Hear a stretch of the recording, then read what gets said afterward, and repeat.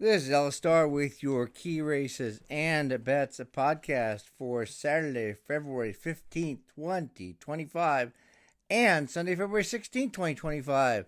Both days covered on this week's podcast. This podcast is brought to you by amwager.com, AMWAGER. Amwager.com is a great legal online wagering website. Amwager.com has some great betting tools and perks for horse racing. Is legal for residents of most states and covers most tracks in North America, as well as many the rest of the world. If you're not a member, sign up at amwager.com. You can also get the written version of this podcast, the Key Races and Bets blog, free at amwager.com. No sign up necessary. Go to amwager.com, click on how to bet Ellis Starr's blog. What if you're not a member in one of the many states that accepts amwager.com, now including California? You should sign up as well. We're going to start with the Royal Delta Stakes on Saturday, February 15th, race 11 at Gulfstream Park with a post time of 5:22 Eastern.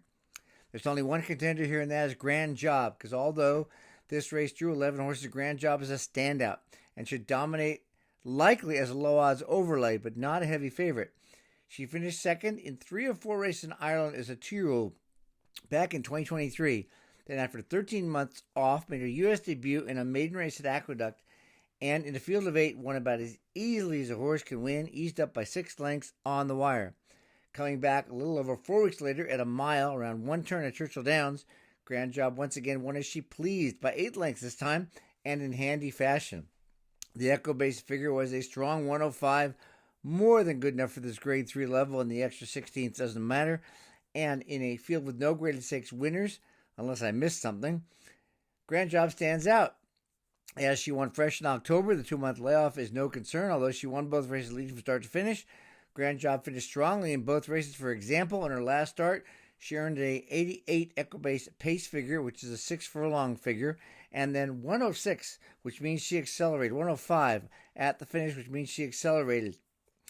Grand Job was the 1-2 favorite in that allowance race on 12-1, but that was a 6-horse field. So today with 11-horse field and stepping up in class, I believe, even though she might be favored, she may go to posted odds much higher than what I think is her 50% probability to win, which means she could bet at even money or more. So in the Royal Delta Stakes, race 11 at Gulfstream Park on Saturday, February 15th, 5:22 Eastern, Grand Job is a win bet, a low odds overly win bet at even money or more for sure.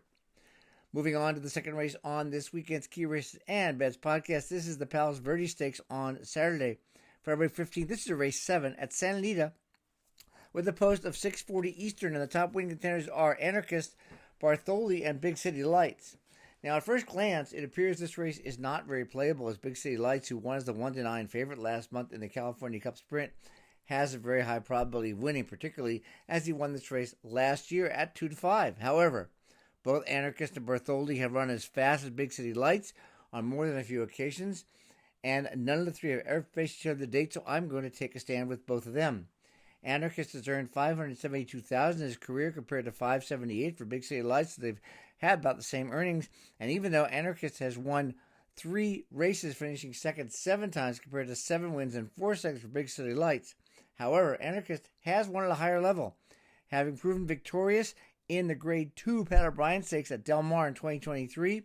The same race, Big City Lights only managed third in 2024. Anarchist also finished second in the Grade 2 True North Stakes in 2023 behind Breeders' Cup Sprint winner Elite Power.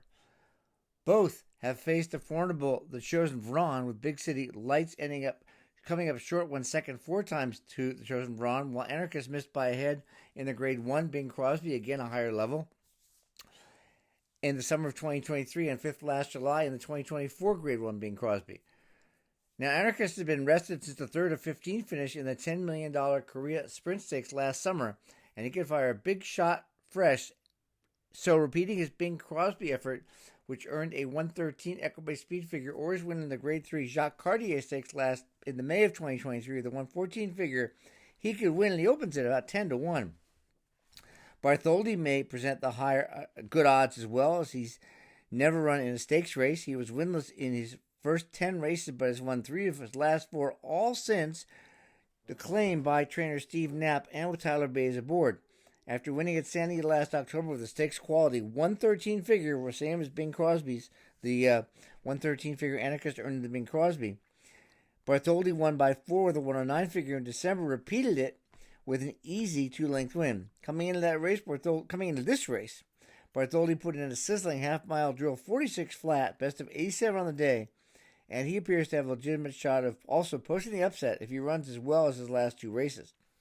Now, Big City Lights won last year's Palos Verdes with a 97 figure, way below the 113 best of the other 2, even though he's run faster since then. That's pretty low by comparison to what's expected, but good enough to win, good enough to run competitively nevertheless. After finishing third in the Grade 3 level in the Triple Bend with a 99 figure and Pat O'Brien 118, he moved back into Calbred Restricted Company and won the Cary Grant Stakes in November and the California Sprint. Both good races. There's no knocking how much Big City Lights loves to win, but he's not unbeatable, particularly not in open company like this. He's not against Calbreds. And he's a poor bet to win. It's like the odds-on favorite, but still worthy of consideration in pick 3s, pick 4s, and exactas. So, for the Palos Verdes Stakes, race 7 at Santa Anita on Saturday the 15th at 6:40 Eastern, we should absolutely consider win bets to Anarchist and Bartholdi at about 5-2 or more. We'll probably get odds on both. Big City Lights has minimum odds is about the same, but he's likely to be the odds-on favorite, so won't offer any value. With it likely that 2 horses, both Anarchist and Bartholdi, will be above minimum odds, this race presents a great opportunity for Dutching win bets, meaning prorate the wagers for the best mathematical edge. And AmWager.com has a great Dutching tool where all you have to do is set the amount you want to win in total, select 2 or more horses, and all the math is done for you. And this is one of many tools and perks for the better at AmWager.com. For the exacta, we're just going to box Anarchist, Bartholdi, and Big City Lights. Now, moving on to Sunday for a couple big races at Derby and Oaks Prep at Sunland Park in New Mexico. On Sunday, February 16th, the first is the Sunland Park Oaks, race 7, 5:13 Eastern. And the win contenders are Running and Gunning and Enchanting.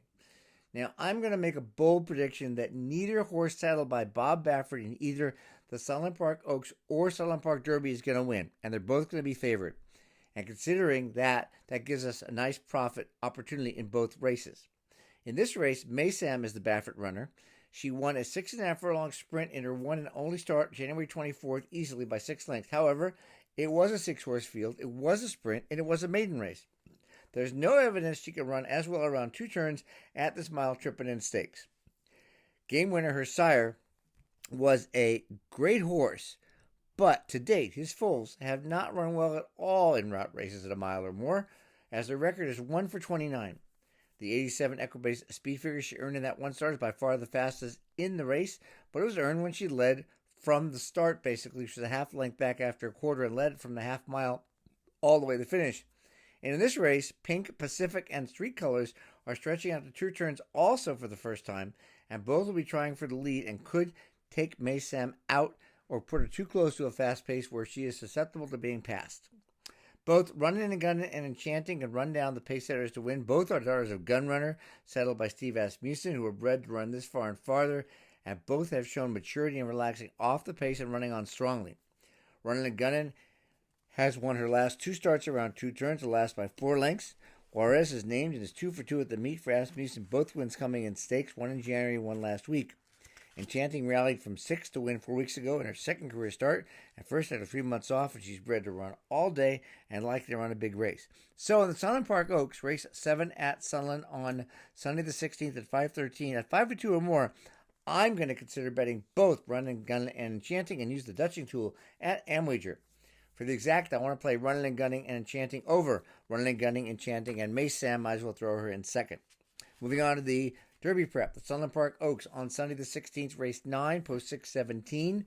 The win contenders are Touchy, It's My Birthday, and Take Charge Tom. Other contenders are Getaway Car and Caldera, but not to win. In this race, Getaway Car is the Baffert runner.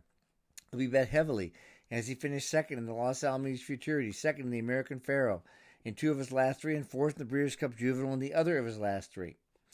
All 3 represent the only 3 two-turn starts of his career, and in all 3, Getaway Car ran evenly or lost ground in the last 1/8 of a mile. In short, in my opinion, Getaway Car really needs to return to one-turn races, but Baffert hasn't given up yet.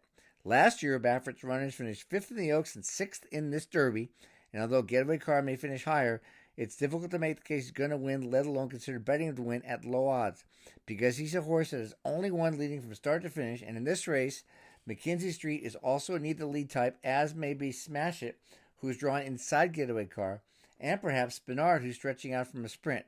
None of this bodes well for Getaway Car getting the easy trip on the lead. It appears he needs to win. So now we're looking at Touchy, who is the horse to beat in my opinion. He debuted last summer in a stakes, the Tremont, finishing second after leading in the stretch, and after a fourth place finish in the Grade 2 Saratoga Special, still a maiden, Touchy won easily when moved into a maiden race for the first time. Taking 2.5 months off to grow up physically and mentally, he made his 2025 debut in the Turfway Preview Stakes at 6.5 furlongs, where he rallied from 6th to 2nd. Here in the 92 Equibase speed figure in that race that he's likely to improve upon markedly in his second start off a layoff, and particularly as a son of Nyquist, Touchy will really enjoy this longer trip. Now, Joel Rosario takes a day off at Gulfstream to ride this cold for excellent trainer Wesley Ward, who has won with 8 of his last 16 horses stretching out from a sprint to a route as Touchy's doing. Ward won the Busanda in New York recently with a shipper stretching out. That was a race to the road to the Oaks race, similar to this road to the Derby race. And Ward entered then scratched Touchy from an allowance race on January 24th to run in this race. All a lot of big signs in favor of Touchy, and the 92 figure earned is only 4 points below the highest 2025 figure by any horse in the race, Caldera. And since we can expect Touchy to improve nicely second off the layoff, I think he can win this race. It's My Birthday and Take Charge Tom both come from the high percentage Diodoro barn. Take Charge Tom won the local prep for this race by the Allison Derby 4 weeks ago and earned a 95 figure when stretching out from a turf sprint win at Turf Paradise. He continues to improve and certainly can be a factor again. It's My Birthday shows an identical pattern coming into the race as Take Charge Tom did before the Allison, as he won a sprint at Turf Paradise last month, earning a 90 figure in that win. And since Take Charge Tom improved from 88 to 95 stretching out in the stakes when winning the Allison, if It's My Birthday improves by 7 to a 97, he's going to really outrun his 20-1 starting odds and can absolutely post the upset, particularly if Touchy isn't up to the task. Also, he's by Vacoma. It's My Birthday is by Vacoma. Sire Jonathan's Way, who has already won 6 around 2 turns. So there's little doubt in my mind that It's My Birthday can run this far. And Diodoro has won with nearly 1/3 of his sprinter route starters, 12 for 39, over the last 3 years, including Take Charge Tom last month. Now, Caldera won easily around 2 turns, leading from the start to finish last month at Oaklawn, earning a strong 96 figure, the best in the field. He had closed from 3rd to 2nd prior to that in his first 2 races, but the win came adding blinkers, and he won that race wire to wire, as I said. So it's difficult to predict which tactics will be used or which tactics the horse may be capable of now that he's wearing blinkers, and they tend to give a horse early speed. Caldera also may be a bit overmatched as a recent maiden winner in a field of horses except Spinard who have faced winners. Nevertheless, he might be worth a look considering Getaway Car is vulnerable. So my plays in the Sunland Park Derby, race 9 on February 16th, Sunday at 6:17 are at 2-1 or more, a win bet on Touchy. Considering Take Charge Tom and It's My Birthday both appear well above fair odds, which would be 4-1, opening at 8-1 for Take Charge Tom and 20-1 It's My Birthday. Both could be considered for win bets, and I would use the Dutching tool at Amwager for those wagers. We might end up betting 3 horses in a race, which is still a good bet if Getaway Car goes off at 2-5 and is not as vulnerable like I think he is. You can definitely use the Touching tool at Amwager for all 3 or just for Take Charge Tom and It's My Birthday.